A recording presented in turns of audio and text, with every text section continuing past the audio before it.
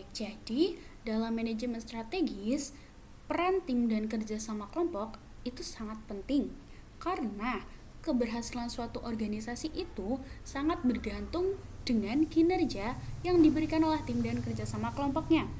Oke, untuk itu mari kita belajar sama-sama mengenai tim dan kerjasama kelompok. Jadi, tim itu dapat didefinisikan sebagai dua orang atau lebih yang berinteraksi dan saling mempengaruhi ke arah tujuan bersama. Nah, jadi ketika ada beberapa anggota atau beberapa orang yang memiliki tujuan yang sama, mereka bisa dikatakan sebuah tim. Oke, tim dapat dibedakan menjadi tim formal dan tim informal atau merupakan gabungan dari keduanya. Jadi apa itu tim formal? Tim formal dibentuk secara sengaja oleh manajer dan diberi tanggung jawab melakukan tugas untuk membantu organisasi mencapai sasarannya. Jadi maksudnya di sini tim formal itu yang membentuk itu manajer dan setiap anggota itu sudah diberikan job desk-nya masing-masing. Jadi sudah terstruktur seperti itu. Nah, bentuk tim formal itu ada 3. Yang pertama, ada tim komando atau command team. Sebuah tim yang terdiri dari seorang manajer dan karyawan yang melapor kepada manajer tersebut. Oke, terus yang kedua ada komite, yaitu biasanya relatif umur panjang. Timnya itu umurnya itu biasanya panjang, terus diciptakan untuk melakukan tugas khusus organisasi. Terus selanjutnya ada gugus tugas atau tim proyek atau task force or project team, yaitu tim sementara yang dibentuk untuk menangani masalah spesifik. Nah, misalkan itu contohnya kalau gugus tugas atau tim proyek itu ya, kayak misalkan ada bencana alam ya, biasanya kan negara itu pemerintah membuat tim khusus ya untuk menangani tersebut. Nah, itu kan merupakan tim sementara untuk menangani masalah tadi bencana alam, itu masuk ke gugus tim, bentuk tim dari gugus tugas atau tim proyek seperti itu. Lanjut, selanjutnya untuk tim informal sendiri muncul kalau orang berkumpul atau berinteraksi secara teratur. Kelompok seperti ini berkembang di dalam struktur organisasi formal.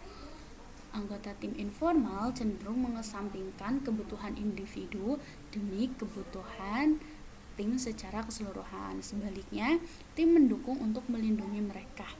Gitu. Jadi, contohnya itu kalau tim formal itu misalkan di sebuah sekolah ya, di situ kan di dalamnya sudah ada struktur organisasi kayak kepala sekolah, terus di situ ada wakil kepala sekolah, ada bendahara juga gitu, ada TU dan lain, itu kan masuk dalam tim formal. Di dalam sekolah itu nanti ada kelompok-kelompok kecil, kayak misalkan ketika anak-anak itu diberikan tugas presentasi, kan mereka pasti akan membuat sebuah tim kecil ya, ada tim kecil ini yang dinamakan tim informal. Nah, bedanya lagi kalau dari tujuan individunya ya, dari tujuannya, kalau tim formal itu tujuannya itu untuk kepentingan bersama. Kalau tim informal itu tujuannya hanya sebatas untuk kepuasan diri sendiri, seperti itu.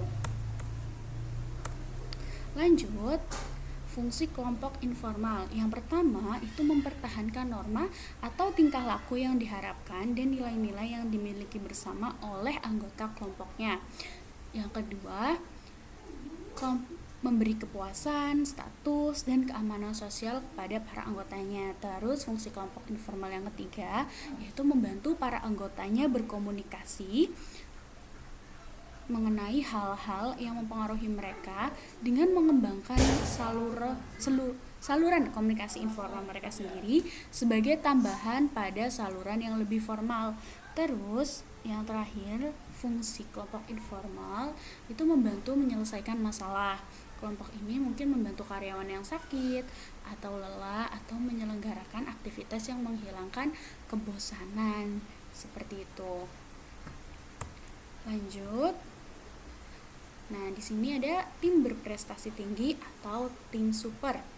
tim super atau tim berprestasi tinggi atau super team or high performance teams adalah status kelompok yang terdiri dari 3 sampai 30 orang karyawan yang diambil dari berbagai bidang sebuah perusahaan, dan tim ini dapat dijadikan contoh untuk tim kerja lainnya. Terus yang kedua ada tim super, dijalankan dengan baik mengatur diri sendiri, mengatur jadwal kerja, menentukan kuota produktivitas, memesan peralatan dan pasokan sendiri, memperbaiki mutu produk, dan berinteraksi dengan pelanggan serta tim super yang lain. Seperti itu. Selanjutnya, tim super akan lebih efektif kalau ada masalah kompleks untuk dipecahkan atau berlapis-lapis. Manajemen penghambat kemajuan yang perlu ditembus. Di sini kuncinya adalah lintas fungsional. Selanjutnya, tim yang mengelola sendiri. Apa itu? Jadi, tim yang mengelola sendiri atau self-managed team or self-managed work group, tim yang mengelola diri mereka sendiri tanpa supervisi formal. Tim ini mempunyai karakteristik sebagai berikut, yaitu yang pertama, mempunyai tanggung jawab untuk secara relatif keseluruhan tugas. Terus, anggota tim masing-masing mempunyai keterampilan yang berbeda yang berhubungan dengan tugas.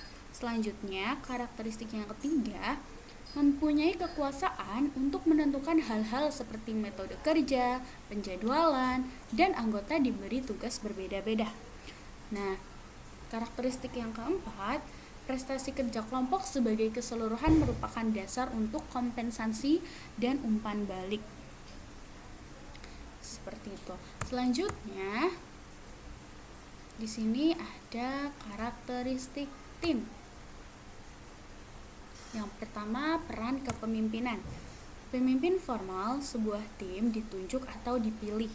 Pemimpin adalah tim harus dapat melepaskan lebih banyak kreativitas dan produktivitas dan menghilangkan aspek otoriter dan lebih menggantungkan kepemimpinannya pada komitmen dan kepemimpinan alami sebagai kekuatan pengendali. Jadi memang peran pemimpin itu sangat-sangat besar karena suatu tim juga berhasil atau tidaknya itu tergantung pada pemimpinnya, bagaimana pemimpin tersebut memahami setiap anggotanya, bagaimana pemimpin tersebut bisa mengenali potensi dari anggotanya, terus bagaimana pemimpin tersebut bisa memberi keputusan yang tepat, dapat menangani masalah yang terjadi gitu. Itu tentunya memang pemimpin itu memiliki peran yang sangat penting. Nah, terus selanjutnya ada tahap-tahap perkembangan tim. Yang pertama itu ada tahap pembentukan. Dalam tahap ini, kelompok membentuk dan belajar tingkah laku apa yang dapat diterima oleh kelompok.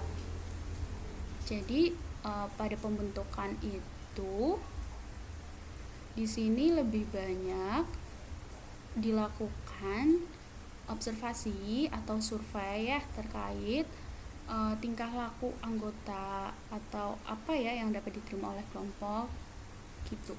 Terus yang kedua ada konflik.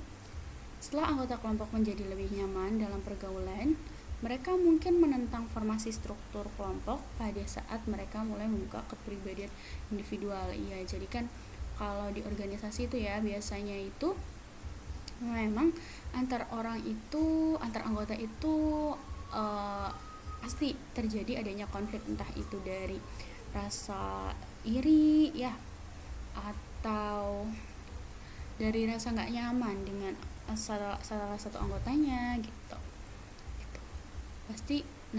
Pastinya sebuah organisasi pasti ada konflik gitu. Terus yang ketiga ada pemantapan norma. Dari konflik-konflik yang telah terjadi, pastinya kan sebuah organisasi melakukan evaluasi dan tentu akan membuat aturan baru atau membuat aturan-aturan yang dapat meminimalisir konflik-konflik yang akan terjadi di masa depan. Nah, dalam pemantapan norma ini, konflik yang muncul pada tahap sebelumnya sudah ditangani dan diharapkan sudah selesai.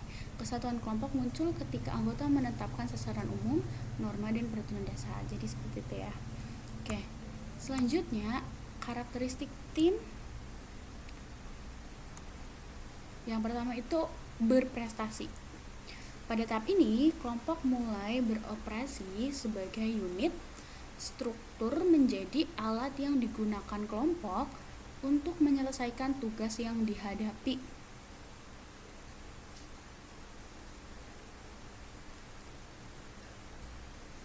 Oke, jadi pada tahap ini mereka itu sudah fokus pada tugas-tugas yang harus dilakukan gitu, atau job desk yang harus dikerjakan. Terus yang kedua ada pembubaran. Akhirnya untuk kelompok sementara seperti gugus tugas inilah waktunya kelompok untuk mengakhiri tugasnya. Dengan pembubaran dalam benak, fokus kelompok bergeser dari menangin tugas yang sulit menjadi penutupan. Oke, jadi kan kayak tadi kan ada kelompok-kelompok sementara ya, kayak gugus tugas itu kan pasti setelah setelah tugas yang sudah ditentukan itu selesai, maka dilakukan pembubaran gitu, karena kan sifatnya itu kelompoknya atau timnya itu sementara. Terus yang selanjutnya ada norma tim. Norma kelompok atau tim adalah mengenai harapan tentang bagaimana mereka dan anggota tim lainnya akan bertingkah laku. Apabila ada seseorang anggota melanggar norma kelompok, maka anggota lainnya akan berusaha menekan orang tadi agar menyesuaikan diri. Iya. Jadi kan norma tim ini juga sangat diperlukan ya untuk melancarkan aktivitas-aktivitas yang ada di dalam suatu kelompok gitu atau suatu tim. Terus ada kekompakan kelompok atau cohesiveness, yaitu tingkat solidaritas dan perasaan positif yang ada dalam diri seseorang terhadap kelompoknya. Nah, di sini juga ya balik lagi ke peran pemimpin. Di sini juga pemimpin harus bisa gimana caranya sih biar kelompoknya itu kompak dengan berbagai karakter anggotanya gitu ya. Gimana cara meningkatkan solidaritas atau perasaan positif pada anggotanya, atau lebih ke gimana sih kita mendoktrin, gimana sih seorang pemimpin itu dapat mendoktrin anggota-anggota kelompoknya agar mereka itu memiliki perasaan positif dan sehingga solidaritasnya itu kuat gitu.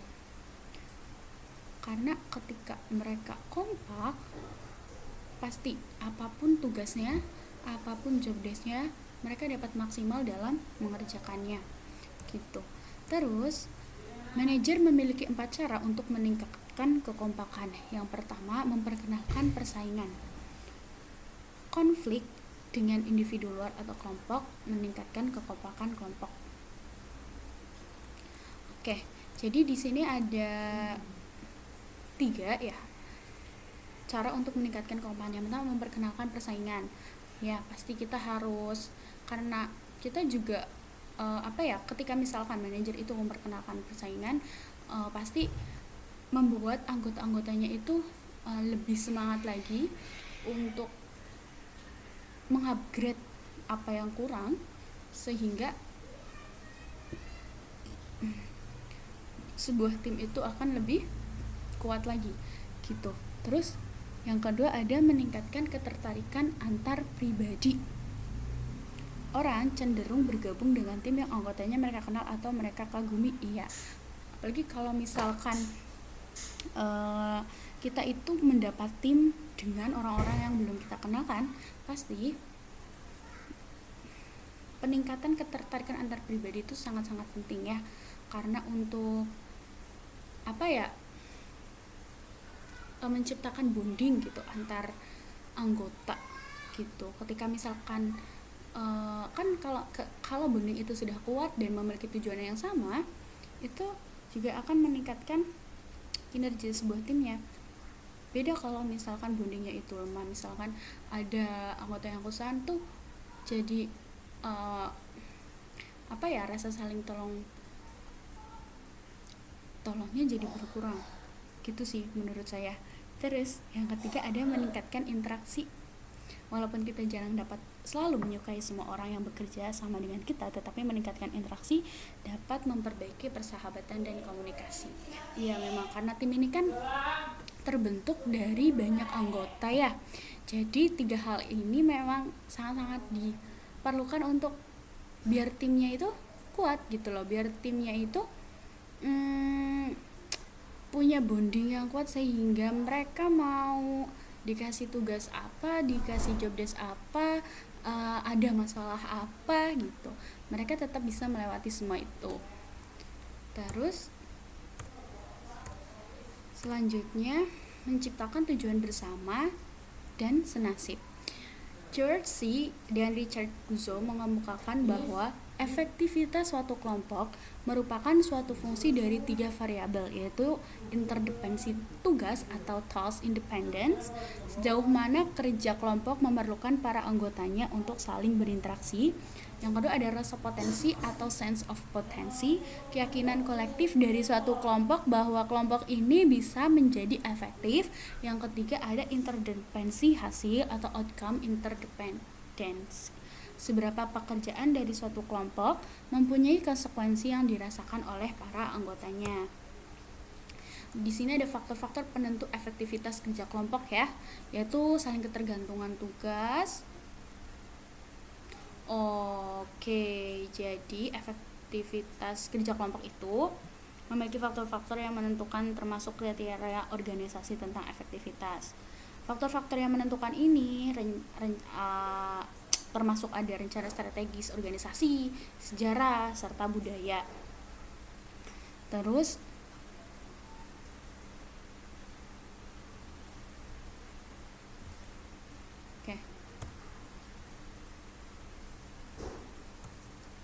selanjutnya di sini ada membuat tim menjadi efektif. Yang pertama, sasaran komite harus ditentukan secara jelas, sebaiknya dalam bentuk tertulis. Hal ini akan memfokuskan aktivitas komite dan memfokuskan mengenai apa yang akan dilakukan oleh komite. Iya, jadi kan tujuan dari sebuah tim itu harus jelas. Jadi harus jelas itu betul ya. Terus sebaiknya dalam bentuk tertulis, iya, karena biar manusia itu kan kadang lupa ya, jadi kalau dituliskan kita jadi ingat terus, oh tujuannya ini, jadi timnya itu akan selalu fokus pada tujuannya gitu. Hal ini akan memfokuskan aktivitas komite dan memfokuskan mengenai apa yang akan dilakukan oleh komite gitu ya. Terus yang kedua ada wewenang komite harus terinci. Apakah komite hanya bertugas menyelidiki, memberi nasihat, atau berwenang juga untuk melaksanakan keputusan?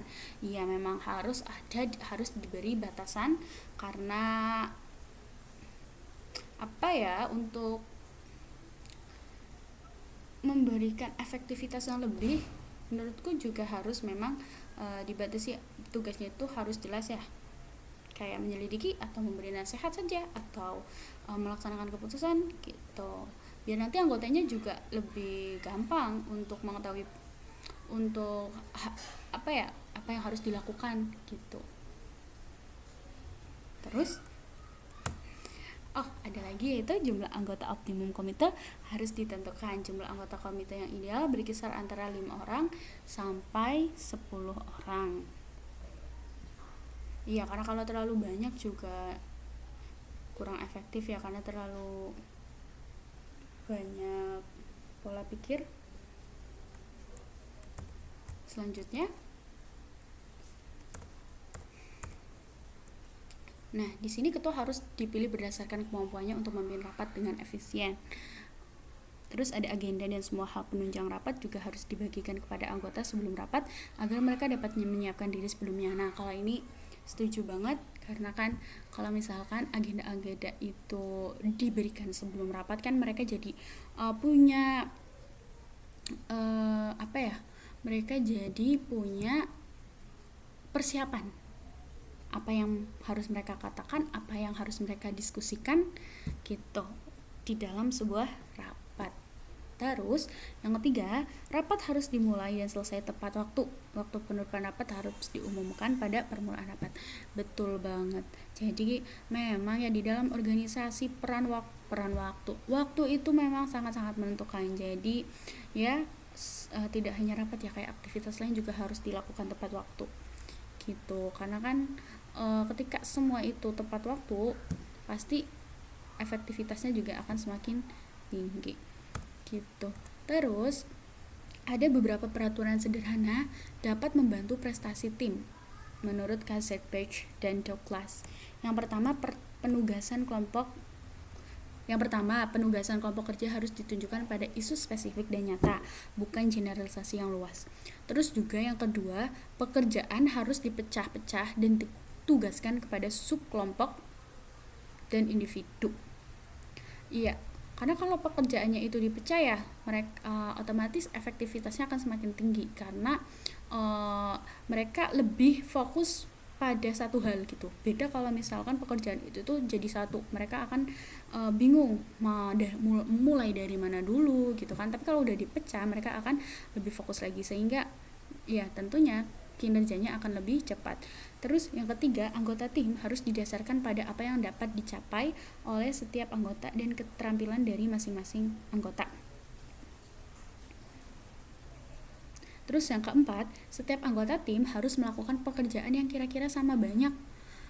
Betul, sama-sama. Jadi tim yang baik itu, tim yang ideal itu semuanya itu kerja. Nggak ada cuma beberapa tok yang kerja atau yang satu liatin aja gitu. Jadi semua itu harus kerja. Karena ya itu, efektivitas itu kan berarti semuanya itu juga harus kerja. Terus yang ke 5, tim hanya akan bekerja kalau pola hierarki tradisional komunikasi dan interaksi dilanggar. Terus yang ke-6, tim manajemen puncak harus bekerja sama seperti tim yang lain, memfokuskan tugas mereka dan memperkuat keterbukaan lingkungan, komitmen, dan kepercayaan. Betul, jadi manajemen puncak juga harus tetap bekerja ya, enggak karena mereka itu posisinya di atas dan mereka itu cuma nyuruh-nyuruh doang gitu ya, bahasa kasarnya. Mereka juga harus tetap memikirkan, menyiapkan atau memperkuat keterbukaan lingkungan serta komitmen dan kepercayaan gitu. Oke, jadi seperti itu untuk penjelasan terkait tim dan kerjasama kelompok. Kurang lebihnya mohon maaf. Terima kasih.